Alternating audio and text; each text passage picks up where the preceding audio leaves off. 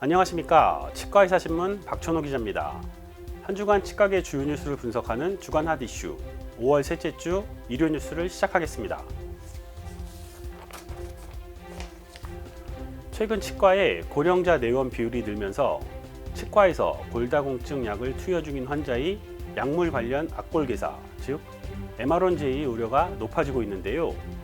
국내 연구진이 치과 치료 전 골다공증 약을 일정 기간 중단하면 이 MR1J 발생 위험을 크게 낮출 수 있다는 연구 결과를 발표해 관심을 모으고 있습니다.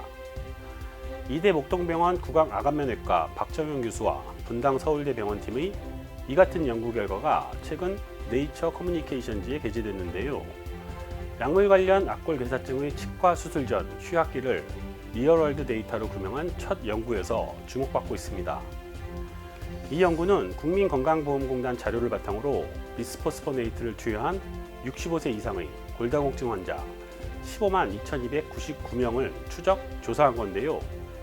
발치한 환자들이 마지막 약물 투여일과 발치 사이의 시간에 따라 MR1J 발생 위험을 비교한 결과에서 약물 중단 기간이 90일 이상이면 MR1J의 발생 위험이 유의미하게 감소했습니다.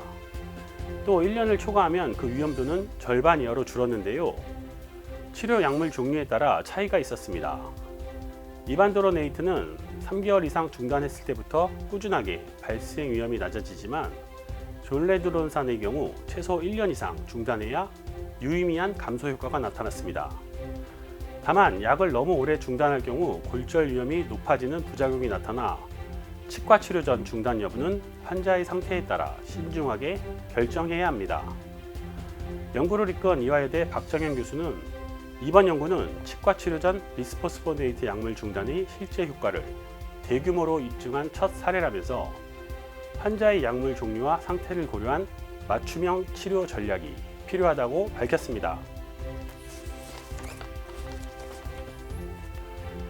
오늘은 대한치과기공사협회와 대한치과위생사협회 등 취업 유관단체 소식 전해드리겠습니다. 먼저 대한치과기공사협회 소식입니다. 제29대 김정민 회장 집행부가 출범한 대한치과기공사협회가 지난 5월 13일 취임 후 첫 기자간담회를 열고 주요 사업 계획을 밝혔는데요.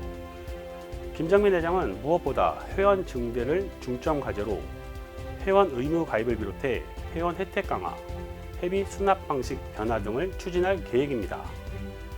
보수교육이나 면허신고에서 협회 가입 회원들이 혜택을 볼 수 있도록 비회원과 차등화를 두둔 한편 면허신고 제도 개선을 통해 회원들이 불합리한 제재를 받지 않도록 하겠다고 밝혔습니다. 이외에도 보험보철의 기공료 명시 등 보험보철 정책과 돌봄 통합지원법 참여를 비롯해 치과 기공료 인상, 대국민 홍보 대응에 주력하겠다는 방침입니다. 이제 막 임기를 시작한 대한치과기공사협회와 달리 대한치과위생사협회는 오는 6월 14일 새 집행부를 선출하는 임시총회를 끝으로 황윤숙 회장 집행부의 임기가 끝납니다.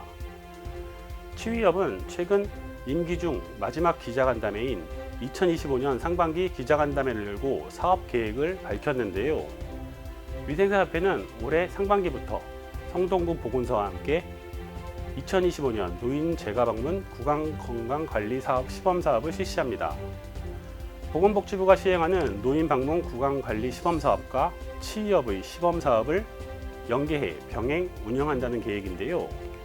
성동구 내 65세 이상의 대상자 선정이 마무리되는 대로 치의협은 노인 장애인 전문 치과위생사 양성과정 수료자를 우선 대상으로 상반기 중에 사업에 참여할 치과위생사를 모집하고 재가방문 구강관리를 진행합니다.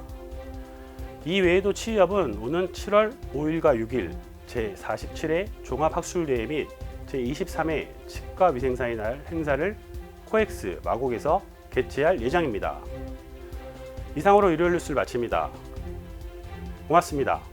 임플란트 유명한 게 좋을까? 뭐가 달라도 다르겠죠. 임플란트 세계적인 게 좋을까? 뭐가 달라도 다르겠죠.